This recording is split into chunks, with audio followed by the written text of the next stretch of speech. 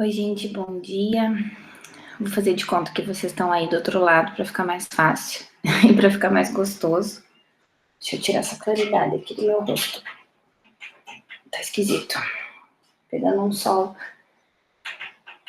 Gente, o objetivo desse vídeo, então, é a gente conversar algumas coisas importantes que talvez não dê tempo nos nossos encontros de 25% da carga horária da disciplina de prática clínica em áudio 3, que é para a gente falar de processamento.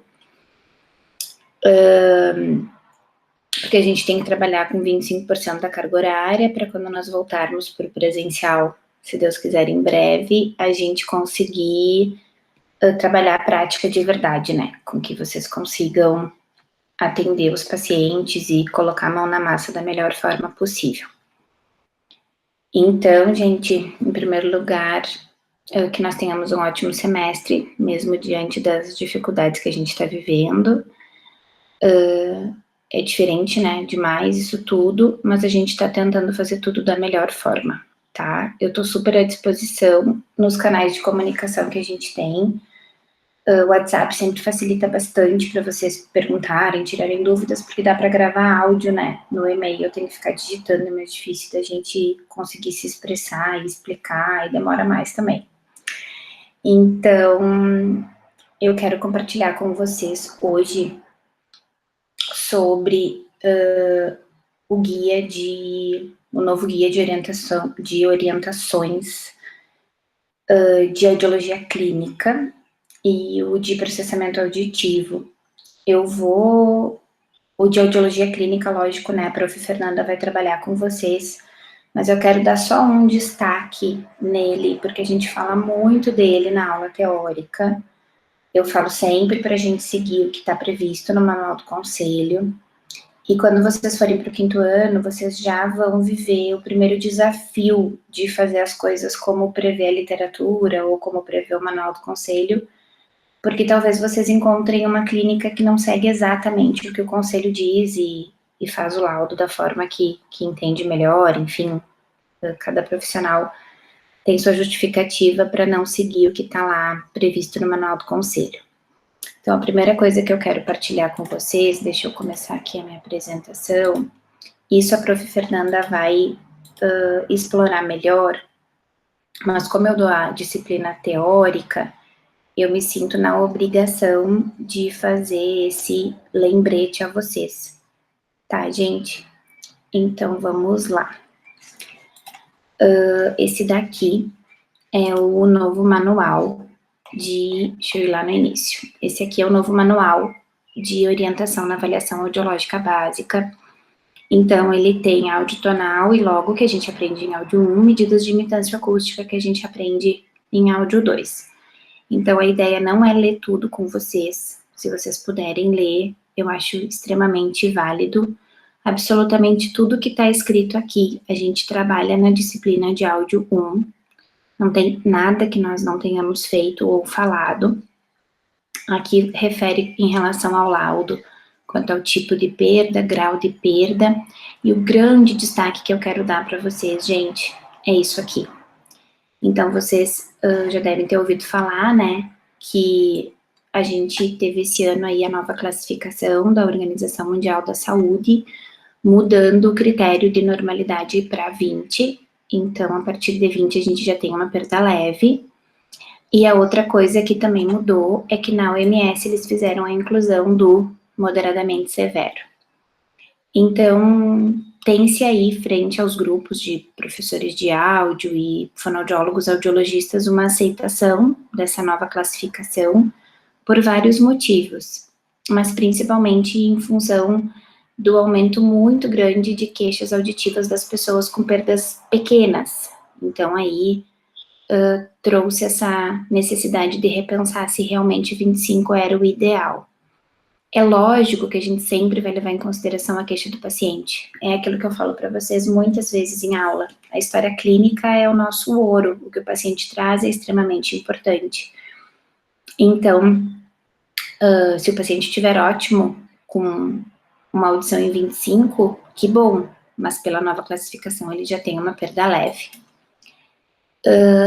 eu vou mudar um pouquinho a minha conduta nas próximas disciplinas que eu der teórica, porque a licença maternidade serviu para muitas coisas, além de viver uma coisa extremamente gostosa da vida, que é ser mãe, repensar muitas coisas em relação ao ensino e dos poucos cursos que eu consegui fazer, porque eu realmente curti o Anthony, eu repensei muitas coisas. E eu não vou mais dar opções na hora de laudar. Eu vou pedir que vocês laudem pela OMS 2020, porque é nisso que eu acredito, e eu acho que a surdez, a deficiência auditiva, ela precisa ser igual no mundo inteiro, igual acontece com a miopia, igual acontece com o diabetes, igual acontece com qualquer outra doença ou deficiência, que tem a mesma classificação no mundo todo. Então, eu acho que eu vou conseguir trabalhar nessa unificação e uniformização do laudo se eu ensinar vocês, se eu sugerir a vocês usar o MS 2020. Então, essa é a minha sugestão. Por quê?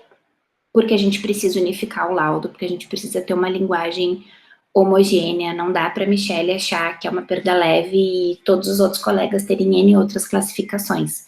Eu acho que o paciente ele tem que saber o que ele tem e ele tem que ter o mesmo diagnóstico independente do fonoaudiólogo. Por isso eu vou defender o MS 2020, tá? Então esse aqui é o destaque que eu queria dar em relação a esse guia que saiu agora em março de 2020, então ele é bem novinho. Depois daqui tem as configurações de perda, também nada diferente do que nós trabalhamos. As questões de simetria, assimetria, tudo igual.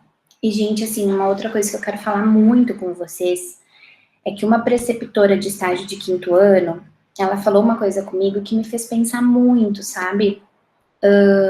Adorei o que ela trouxe, assim, de feedback.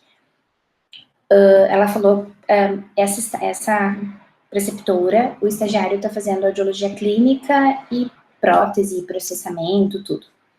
E daí ela me trouxe assim, Michelle, eu percebo que vocês se preocupam com tudo, mas nesse momento, ela falou para mim, né, você está preocupada do estagiário saber processamento, prótese, algoritmo, regulagem, ajuste, ganho, saída, algoritmo,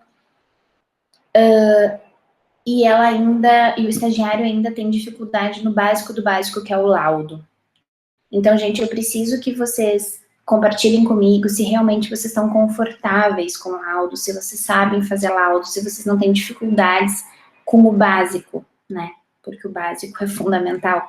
Não dá pra gente trabalhar o filé se o arroz com feijão ainda tá faltando no prato. Tá bom? Então, compartilhem isso comigo e com a professora Fernanda, por favor. Na sequência, logo audiometria, então LRF, PRF, LDV, aqui no guia não fala da curva logo audiométrica, que a gente chegou até a conversar um pouquinho na teórica. Medidas de imitância acústica, tímpano e reflexo, exatamente o que a gente trabalha na disciplina. O manual traz só Jerger e Jerger como referência, e a gente vai trabalhar com Jerger e Jerger, porque os caras são os caras. Então, existem N outras literaturas depois disso, mas, de novo, eu vou defender os clássicos, assim, e a gente trabalha com Jerger e Jerger. Audiologia infantil, tudo que vocês têm com a professora Eliara, lembrando da classificação da Norton e Downs para as crianças, né? E daí aqui são as coisas que vocês têm no módulo de áudio infantil em áudio 2, o módulo de saúde do trabalhador com a professora Valdete, e as considerações sobre laudo continuam na página 27, porque eu lembro quando eu estava dando a disciplina, eu falava muito, né, sobre a página 27 do manual do conselho, agora 26, 27. O que elas trazem aqui, ó, limiar normal, perda com o mesmo grau, tipo e configuração, ou com assimetria, então, começando com essa informação, né, perda auditiva simétrica do tipo tal, degrau tal, configuração tal. Sempre, gente, com referência e ano, sempre, tá? Elas realmente tiraram desse manual a perda auditiva em frequência específica, não tá nesse de 2020. Eu acho que gerou...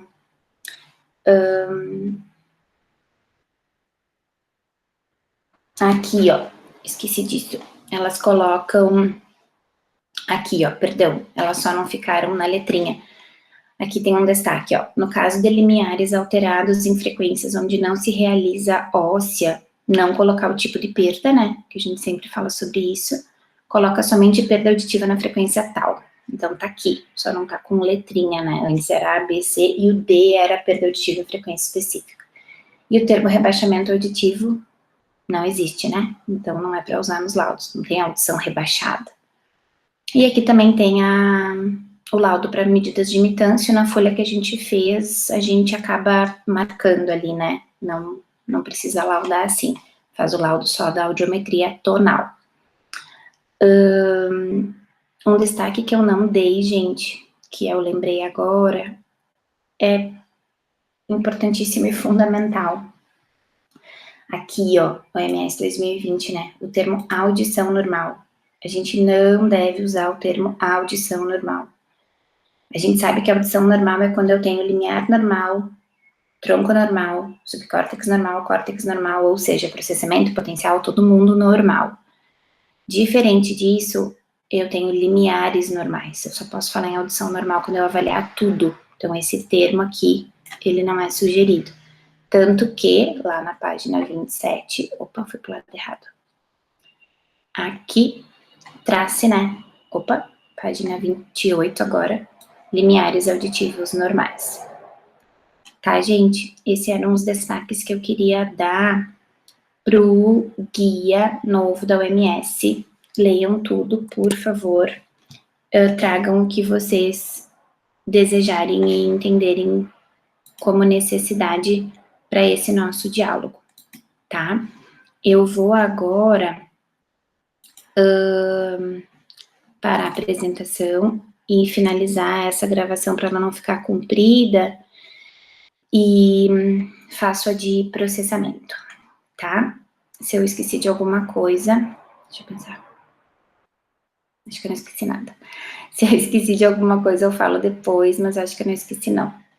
Ah, eu esqueci meu óculos, vou lá pegar. Gente, um beijo e vou finalizar esse, tá?